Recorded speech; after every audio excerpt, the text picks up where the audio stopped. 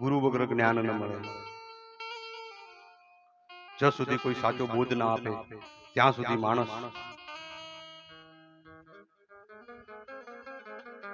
એ માર્ગને ઓળખી ન શકે।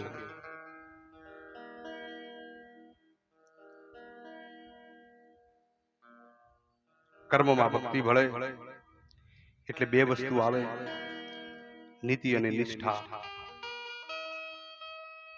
જે ખરેખર જે ભક્ત છે એ માણસ કદી અનીતિના પંથે જતો નથી, અનીતિના પંથે પગલું ધરતો નથી।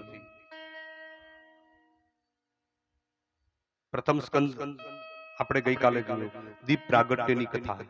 પ્રથમ સ્કંદનું નામ દીપ પ્રાગટ્ય આપેલું છે। દીવડું પ્રગટે અને એમાં પ્રકાશ થાય। પ્રકાશ થયા પછી બ્રહ્મરંધ્રની અંદર ભગવાન શ્રી હરિનું એ સ્વરૂપના દર્શન થાય,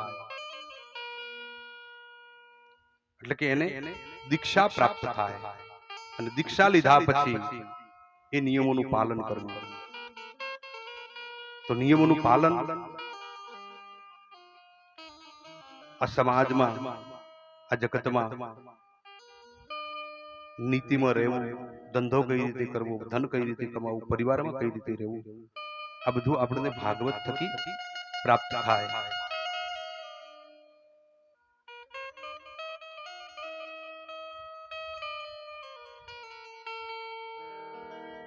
છાણનો પોડલો છે ને એ એકવાર જમીન ઉપર પડે ને એટલે એવું કહેવાય છે કે માટી લઈને ઉખડે, માટી લીધા વગર ના ઉખડે। એમ જો ઘરની અંદર જો અનીતિનું ધન આવે ને અને જ્યારે જાય ત્યારે આપણી નીતિનું હોય ને એ લેતું જાય।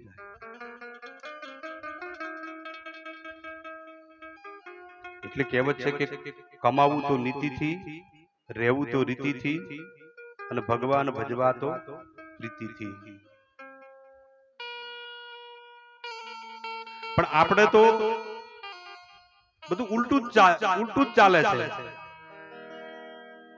ભજન કરવું તો ભીતિથી, કમાવું તો અનીતિથી, અને પાછા સાધુ સંતો પાસે, બ્રાહ્મણો પાસે, જ્યોતિષી પાસે જઈને હાથ જોડવાના, બાપજી શાંતિ નથી। ક્યાંથી હોય હાથે કરીને આમંત્રણ દીધું છે, નોતરું દીધું ભાવપૂર્વક કરીને, એટલે તારા ઘરમાં આવીને એ અશાંતિએ ધામા નાખ્યા છે। हमारी दुनिया के सर्जक हम ही है, कैसी दुनिया हमें चलाना है, वैसे ही तद अनुसार हमें जीना है। આપણે બીજાને જૂઠો બોલતો ન અટકાવી શકીએ, પણ આપણે ખુદ જૂઠું ન બોલીએ એ સંકલ્પ આપણે કરી શકીએ। આપણે બીજાને કદાચ ન સુધારી શકીએ, પણ આપણે જાતે સુધરી જઈએ એ આપણાથી થઈ શકે। કર્મમાં ભક્તિ ભળશે ત્યારે નિષ્ઠા આવશે, અને જ્યારે નિષ્ઠા આવશે ત્યારે કર્મના કુશળતા આવશે। કૃષ્ણ કહે છે કે યોગ શું છે? યોગ કર્મસુ કૌશલમ। ગીતાના બીજા અધ્યાયના 50મો શ્લોક છે। કર્મમાં કુશળતા એ યોગ્ય છે, એટલે કે યોગ છે। મારા કર્મમાં હું કુશળ બનું, બસ આટલો જો સંકલ્પ આપણામાં હોય તો ક્યાંય જવાની જરૂર નથી।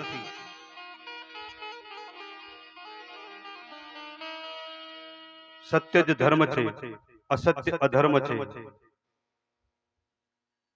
કોઈ એમ પૂછે ધર્મ એટલે શું? કે સત્યનું આચરણ કરો, અસત્ય ના બોલો। અને અસત્યથી આ જગતમાં કોઈ મોટો અધર્મ નથી, અને સત્ય સમાન કોઈ ધર્મ નથી। સત્ય અખંડ છે, એટલા માટે જ સત્યને માનવા વાળો કોઈ એકમ નથી। કોઈ કપડું, જમીન કે પાણી, સમય વગેરે માપ થઈ શકાય, પણ સત્યનું ક્યારે માપ ન થાય, એ અમાપ છે। સત્યને માપવા નીકળો તો માપી ન શકો।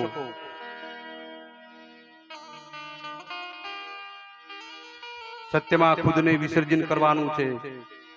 સ્વને સત્યમાં વિસર્જન કરવા માટે જે સાધના છે એ જ શ્રીમદ ભાગવત। એ થકી આપણા કર્મ કેવા છે આપણને કર્મ કરતા શીખવે છે.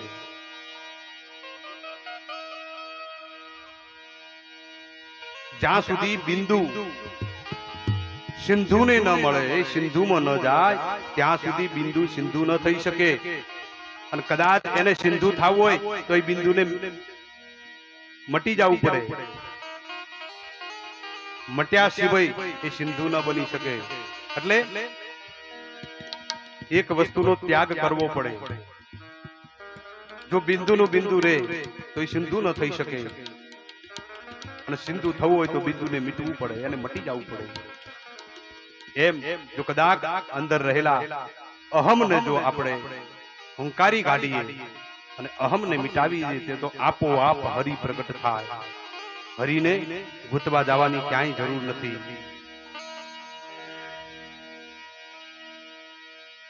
એટલે ભગવાન પ્રત્યે જો પ્રીતિ ન હોય, એના પ્રત્યે ભાવ ન હોય, શ્રદ્ધા ન હોય, વિશ્વાસ ન હોય, તો તમે પરમાત્માને પામી શકતા નથી. એટલે કહેવાય છે કે પ્રીતિ હોવી જરૂરી છે.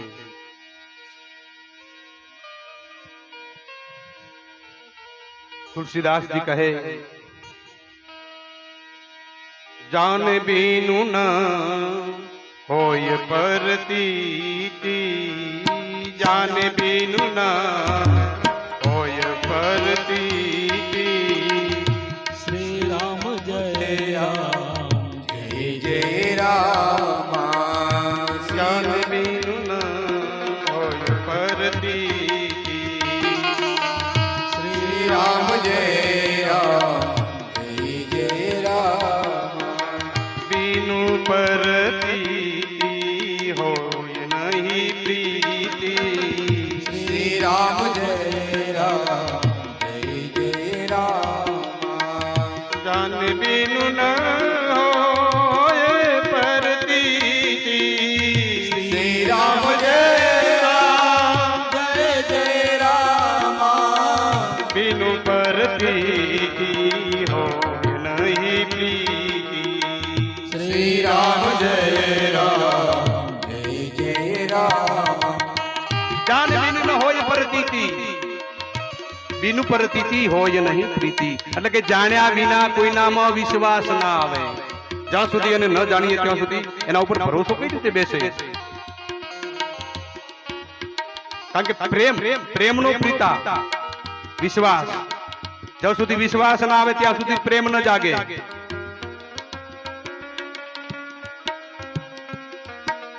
તત્વને જાણીશું તેથી એનું જ્ઞાન થાય એ જરૂરી છે. એટલા માટે તો કહ્યું છે કે જ્ઞાન સમાન કોઈ પવિત્ર નથી. નહીં જ્ઞાનેન સમૃદ્ધમ પવિત્રમીય વિદ્યતે. જગતનું, જગદીશનું, જાતનું આ ત્રણેયનું જ્ઞાન થાય, જણાય એટલે વિશ્વાસ થશે. વિશ્વાસ પ્રેમનો પિતા. વિશ્વાસથી પ્રેમ જાગે. જો પતિ પત્નીમાં પરસ્પર પ્રેમ ન હોય તો વિશ્વાસ ન રહે. અને એકવાર દાંપત્ય જીવનમાં જો શંકા ઘૂસી તો સમજવાનું કે પ્રેમ વિખેરાઈ ગયો.